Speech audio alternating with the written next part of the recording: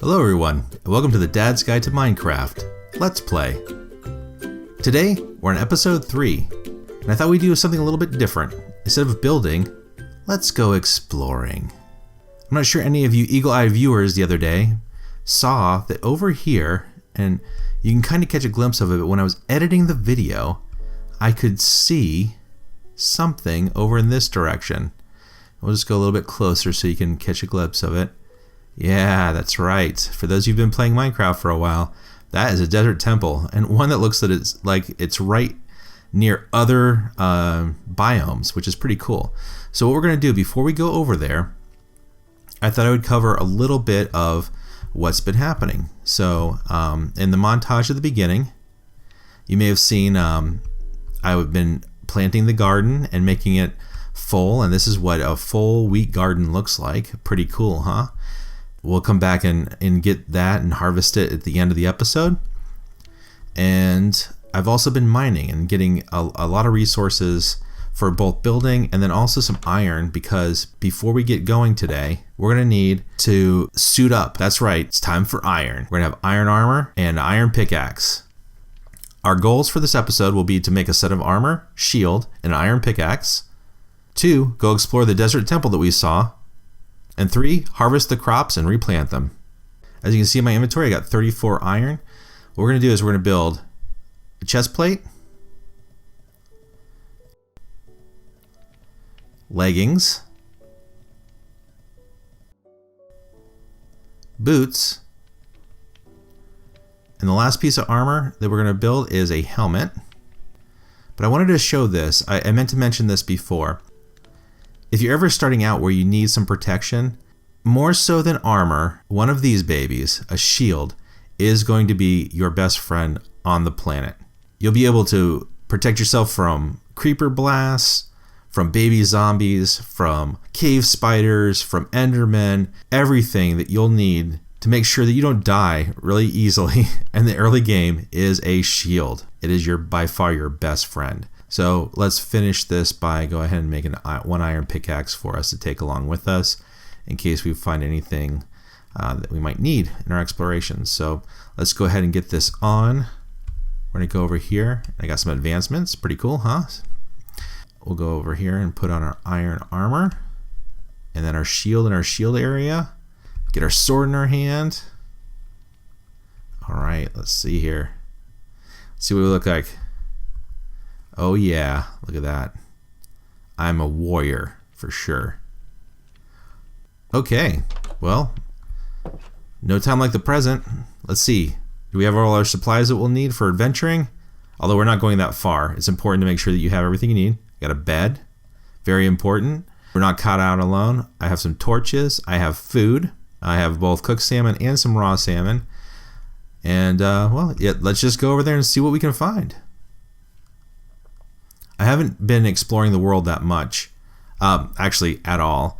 You've seen the extent of it. I've just basically been going back and forth from the mine to the house and the garden and just making sure that we have some intro resources. And in case you're wondering, I really just only spent about 40 minutes off camera to get the garden where it is, and also to get the mine where it is also. This is an interesting little biome over here, actually. So we have the woods continue down here. We have a really cool river cutting through.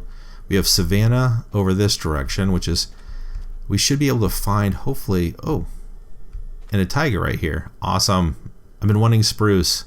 We can fix that house up so it looks a little bit better. And the desert must wrap around this direction, so that's pretty cool. Now, desert temples, they have an entrance in the front here. Sometimes they're buried, so that you'll only see like this top part sticking up over here, like this little pyramid structure, or maybe you'll see one of these tops of these towers sticking up, and you're like, what is that? These get buried in the sand. You can come in up here if you have to. Ooh, creeper. Uh-oh. We'll have to watch out for him. You can come in here, drop down. I wouldn't recommend it. Let's go ahead and eat and get all healed up. But both of these towers on either side have a back entrance, and you can come in this direction like this, or you can come in from the front. And I think since we know that creeper's down there, we're going to go ahead and approach this from the front and see if we can lure them out into the open here and do our little backup fight dance that we do with creepers. Let's get rid of this real quick so we can come out easily. Okay. Mr. Creeper. There he is. So you hit, you back up. See how they pulse like that? As long as you're backing away from him, he won't blow up. And there you go.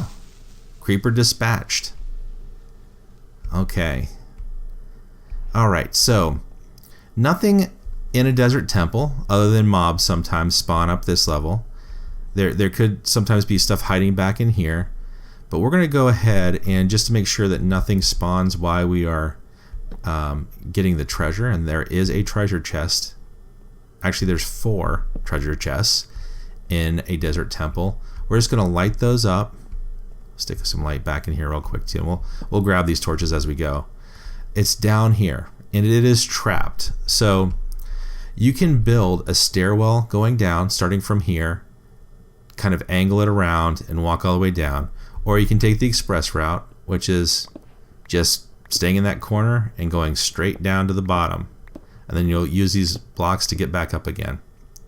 If you were to step on this pressure plate, there are 9 TNT underneath here that will blow you to bits. So the first thing you want to do is remove that pressure plate. Let's get some light down here. And we're going to go ahead and mine that TNT in a second. But let's go ahead and take a look at what's in these treasure chests. Oh, sweet. So we got a saddle, some sand, and if you double click on anything in a chest, it consolidates it into one thing. So you might have seen people on videos doing that before, where everything just kind of jumps in their hand.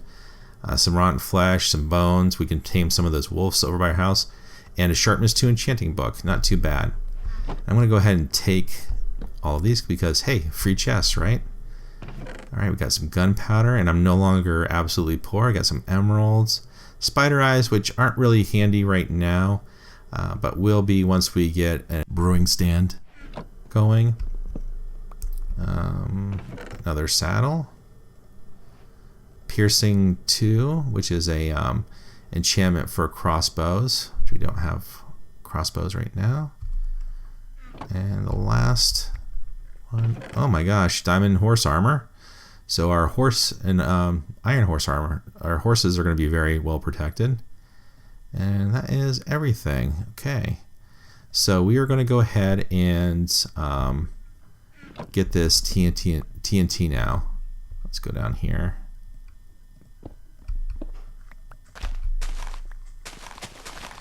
And you won't set it off by mining the TNT. Don't worry about that. If you if you accidentally stuck a redstone torch down, for example, instead of an actual torch, which I would not ever recommend in a temple like this, you will set that off and blow yourself sky high. So please don't do that. So let's get back up here to the top. Make sure no one's. Oh, it's nightfall. All right, let's go ahead and sleep through the night so we don't get ambushed. All right, and we'll grab our torches. I wasn't sure how much night had passed already at that point in time, so there might be mobs outside. So we'll just be careful when we stick our head out there. Make sure nothing comes at us from the side. But I'd say overall, that's a pretty good find that we got there. Yeah, see, mobs had spawned. That's the remains of a zombie, so that means there's creepers out here. So we'll just have to be careful. Should we keep on looking around, see what else we can see? Maybe go on top of this mesa over here and hopefully find a village. That'd be pretty cool. And I might actually come over here and also get some spruce wood as well.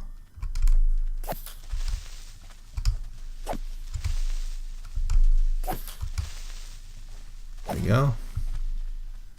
Let's see. Sheep.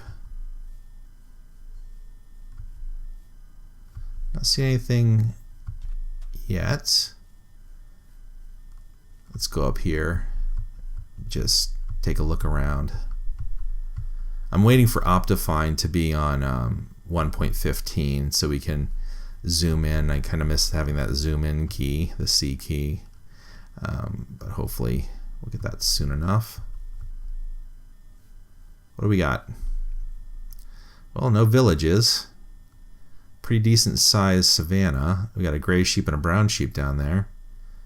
But I'm definitely going to get some of that wood before we head back to the house. You can plant 4 trees, 4 spruce trees right next to each other, and grow a like a mega tree. I don't know actually what it's called, an extra large tree, and it's definitely worth doing that because you get tons of wood from those large trees, more so than you get from planting 4 regular spruce trees. Yeah, I don't see anything actually around here. So let's go ahead and back into the taiga, and knowing that we have acacia trees, that's these trees close by, if we need this coloring for the exterior or the red wood exterior, we can always come back and grab some of these later. But I usually don't use acacia wood that often for anything. Sometimes I'll use it for decorations in a desert environment, but not usually in most of my builds. I do tend to like to get as many of the spruce trees as I can. Oh, look at this. This is weird. Actually, the way these two biomes have blended together. This is an oak tree, even though it looks a little bit different. Yeah, okay, cool. Well, I'm going to mine a couple of these, or cut them down rather, with an axe, and I'll be back after the cut. Now we can see over here 2 things that were introduced in the Village and Pillage update. The fox, they run away if you get too close, and the sweetberry bush, which the fox was just eating the berry off of. See, you can see it sitting right there. So he went over and took that berry off. Oh, this is a cool little quarry. We're going to go ahead and grab those really quick because they're a great quick food source. The cool decoration too.